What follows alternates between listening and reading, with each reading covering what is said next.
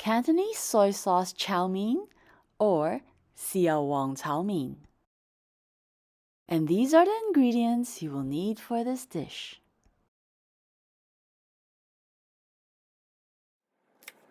Let's start by cutting the green onions into sections and remembering to keep the green and white parts separate. Next, we will cut the onion into strips. And although the recipe calls for half an onion, I ended up using one whole because it was a small onion. We will do the same with the mushrooms and cut them into thin slices. Please take note, the original recipe actually calls for bean sprouts, but I'm changing them to mushrooms out of personal preference. Not sure if you can see it, but the noodles I'm using are steamed Chinese egg noodles, the kind that's typically used for chow mein. We will now prep the noodles by blanching them in boiling water for 2 minutes.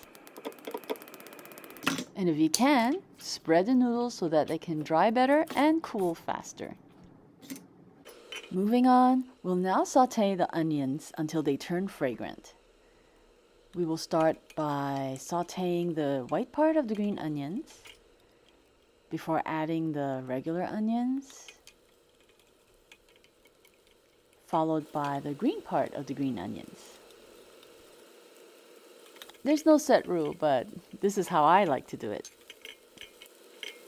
On to the mushrooms. I'm just going to stir fry them until they turn soft, seasoning with just a pinch of salt. And now it's time to fry the noodles.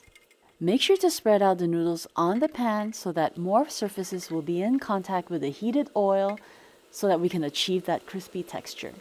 If this means having to cook the noodles in 2 batches, then please do so as I did. And once the first side turns crisp, you can then flip the noodles over and add additional oil along the rims if necessary. Okay, these look ready, so I'm now going to add back the noodles that I had fried earlier. And now, the exciting part. We're going to put everything together, starting with adding back the onions and mushrooms and the sauce. And don't be like me. To make things easier, make sure you mix all the sauce ingredients first before pouring them in. And let's add the sesame oil right before you're ready to serve.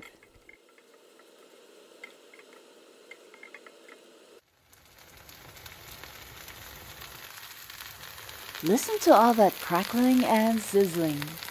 And without taking a bite, I can already tell how tasty this will be just by looking at the glossy sauce coating every single strand of noodle. I kid you not, this recipe tastes just as good as the ones served in restaurants.